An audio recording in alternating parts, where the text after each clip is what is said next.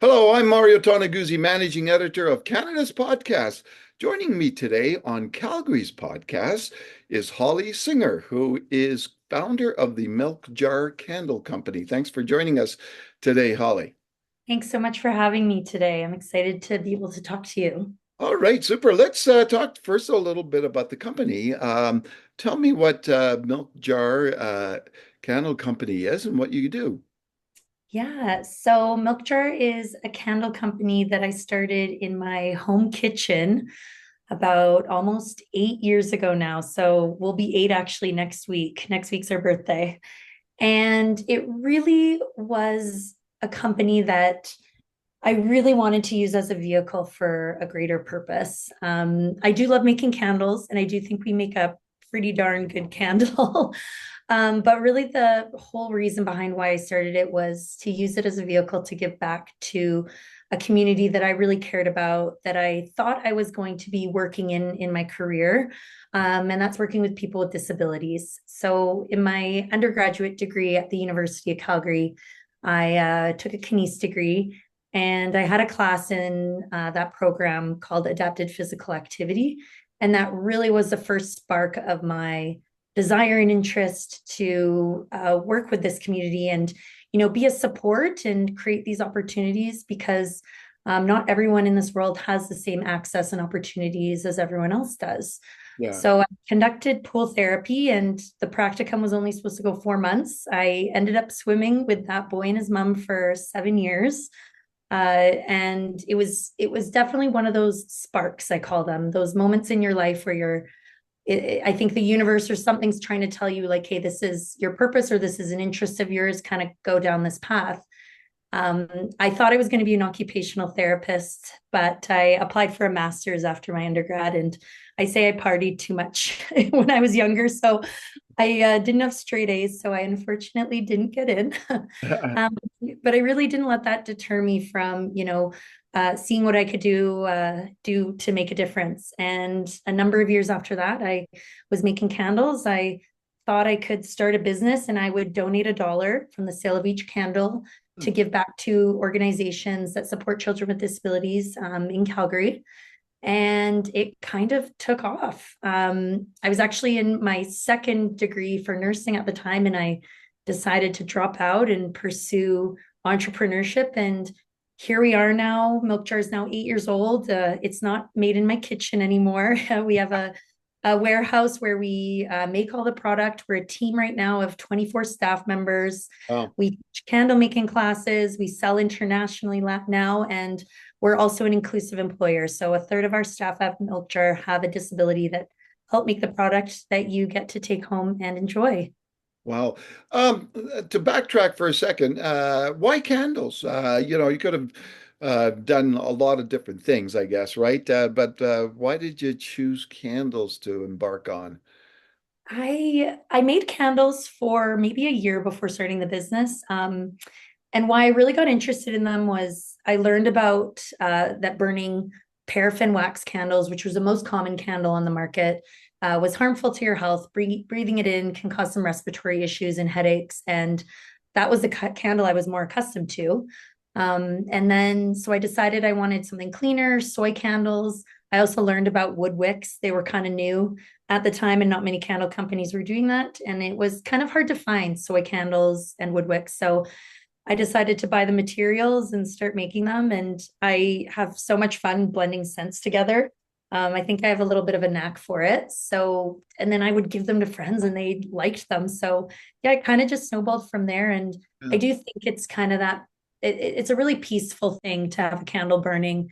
It's like a little mini campfire in your home, especially when it's a crackling wood wick. And yeah, it's just that kind of nice ambiance. So that's how I kind of got started with candles. Oh, cool. So today, where can people find the candles? So if you're in Calgary, we do have our own warehouse where you can come and purchase candles. We have a tiny little retail area. But we're also online and we wholesale to actually quite a lot of different stores. So there is a map on our website at milkjar.ca, and you can find all the shops we're in. We're in locally Blush Lane, We're in Field Study, we're in 27 Boutique, a lot of really cool stores that are around. And then we also are in a ton of stores across Canada, in the States, and even now internationally. We recently, just this last year, kind of broke into the UK, Belgium, Germany, Switzerland, Australia, even, I think there's a couple shops with our candles in it now. So How many uh, different, sorry, how many different candles do you make? we, I guess like at any given time, we do have some seasonals that come in and out. Like we do have some holiday candles right Yeah, now. yeah. Typically, I think it's around like 18. We have a line, Oh, and some are made with fragrance oils. We have, which is a synthetic oil. All our fragrances are phthalate free. And we do have a line of essential oils, which is completely natural and plant-based oils. And then we have another line that's a mix of fragrance and essential oils. mm. Um, just going back to your purpose here, you know, when you look around at the business world out there, not too many people are doing what you're doing, right? And why do you think, first of all, what are the obstacles and why what's the roadblocks for companies not doing what you're doing? The I think probably you're referring to the inclusive Yeah, employment piece. yeah. Yeah, it's a quite interesting. It feels like we're kind of breaking a mold a little bit, especially being a small business doing this, because we've been an inclusive company now for 4 years. I would say one of the biggest barriers that I've seen, and when I've chatted with other business owners, is just this fear of the unknown. Mm, And I would probably say I may have had that too if I didn't have that experience in my undergrad degree of spending some good quality time with someone with a different profile than me. I might have thought the same because, this world has been quite exclusive. yeah. Um, and we've done a lot of this othering. Even as I've grown up, I never spent a lengthy amount of time with someone with a disability, never in Mm, any of my classes in school, never a sports team, or never a job.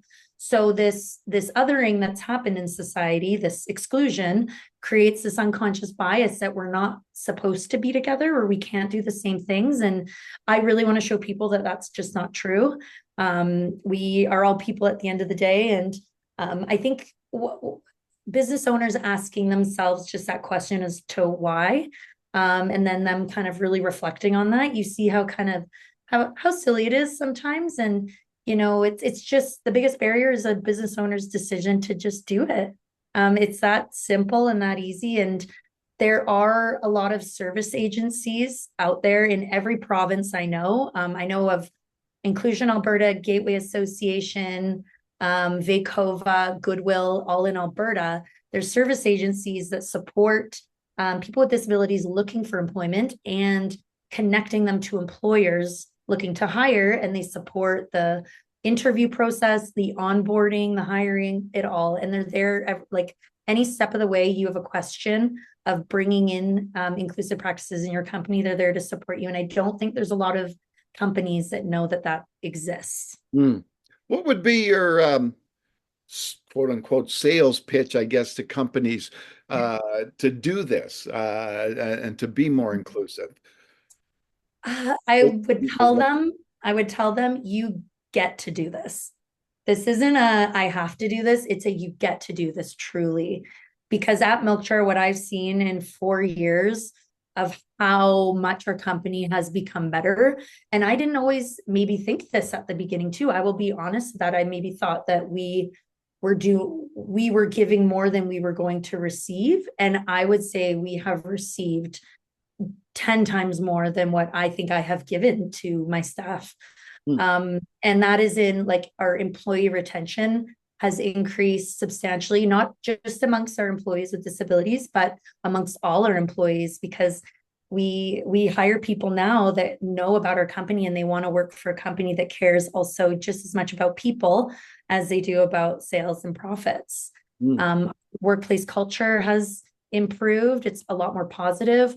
There's a lot more connection amongst the different teams now too, with our marketing and our shipping team, our production team, our management team, just because we're connecting a lot more. Because when you do have these kind of more inclusive practices, you communicate more, you check in more, you make sure because everyone has a different way of learning and operating. We want to make sure we're supporting each individual with how best they can know what is being asked of them. So we're communicating more, which is connecting us more.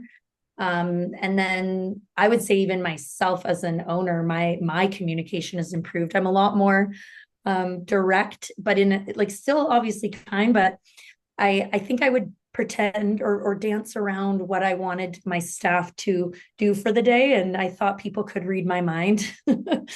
And I learned that through working with service agencies that, direct requests and communication is the best, and it's not unkind. And now I can share better what I need from all my staff. They know how to be successful, and everyone's happy at the end of the day. And then finally, community support has the community's really, really stood behind this company. And it's the reason why we've grown so organically to be international. And it's like a candle at the end of the day, but it's more than a candle, clearly. Yeah. The people want to spend money at companies and purchase services from businesses that care about people and where they can see all people represented. Interesting. Yeah.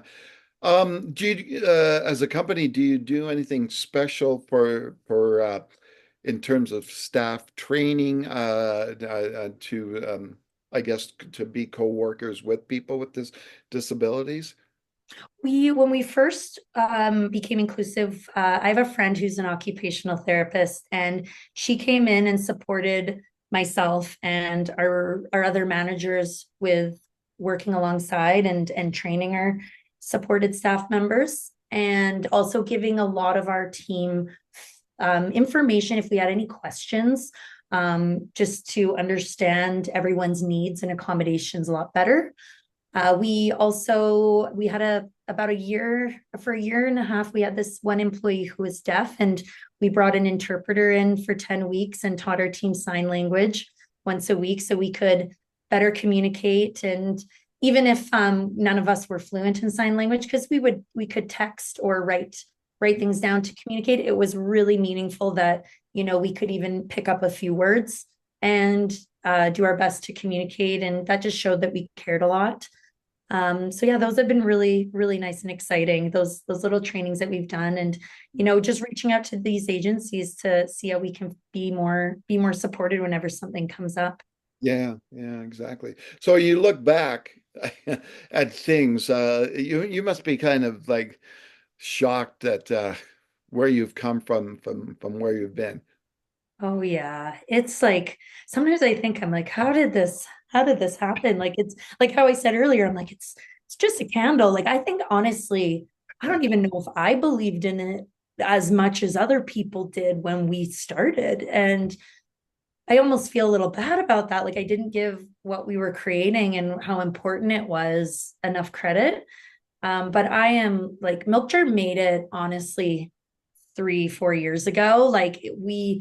When one of my staff members said to me that she wanted to retire at Milk Jar, like that was just one of those moments that I was like, oh gosh, it's okay. Well, Milk Jar does need to keep going because this employee needs to retire here. So we got to keep it going. But I was like, it's been more than I could have ever imagined. And I'm so happy and grateful. And we're continuing to grow. And I see how every time, our mission at Milk Jar is to create inviting spaces. And we're always trying to think of, reflect on, are we doing that? And what can we do more when the time is right? And the first, it was the donations that we support, that we would donate to organizations. And 4 years after that, it was, hiring people with disabilities as well, in our company. And then now it's kind of turning into, what more can we do, and where can we, have the most impact. And I think it's getting this message out to other businesses that you get to do this, and it makes your company so much better. It makes your team amazing. And, it really gets you out of bed on those tough days in business. Like if we didn't have this purpose, I'm Mm. sure, I don't know if I could have kept Milk Jar going if it was just selling a candle. It just would seem not as impactful or purposeful. Huh. So yeah, it's amazing. Okay, I've got to ask, your last name. You're not, are you related to the To the clothing? sewing machine.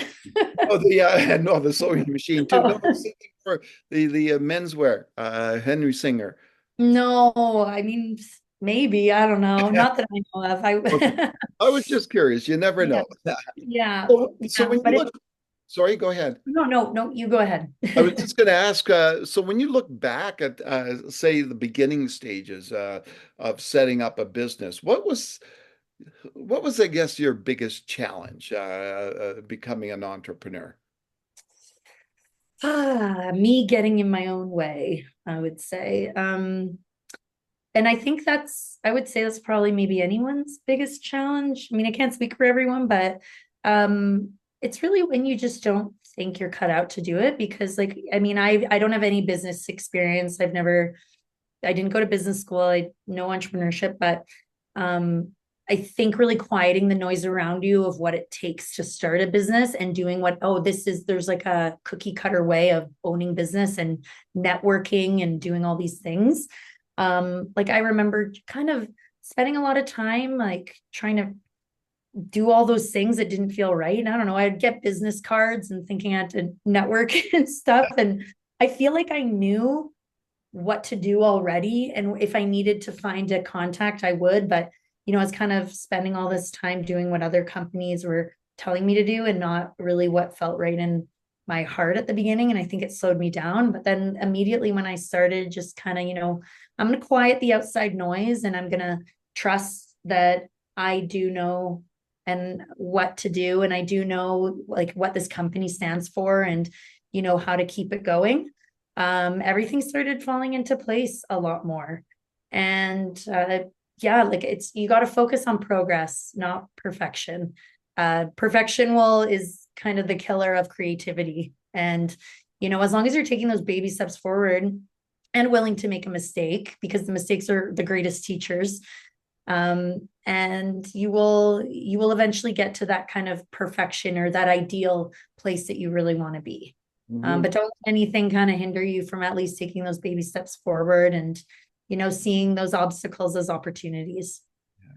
And as you were, moving along on your entrepreneurial journey, were there any, I don't know, successful business people out there or books that you kind of looked at to get advice or hints of what to do? No, I don't know if you get if that's like a common answer. Yep. I would say like looking at my journey, it's a huge, what I believe in is trusting yourself. Mm. Um, I probably looked up blogs for little things like maybe, but it was probably tiny things about how to bookkeep or something. But then I got a bookkeeper because I knew I couldn't do that on my own.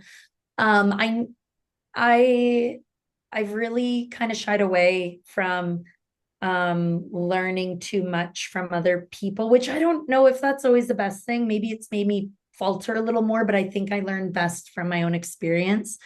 Mhm. And I think when you're constantly looking about how others do things to copy it or do it that way, it's not really trusting yourself. And then there's probably a lot of fear and anxiety around doing something the right way. And I don't think there is a really right or wrong way. There's just a way. And, you're going to be able to do it if it feels right in your heart. So yeah, no, I've never I got I even like I said earlier, I had a business card for like I think a year and then I don't have them now. And I even go to sometimes some group events and people ask for a business card and I'm like, oh, I don't have one.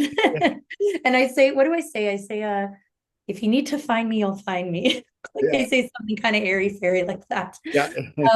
It's just really trusting and surrendering and knowing like, you know, I know I know what I want this company to be. I know what the smell is supposed to smell like. And, I know that this employees, with this accommodation they're needing, I can figure it out. And it's really exciting and constantly creative.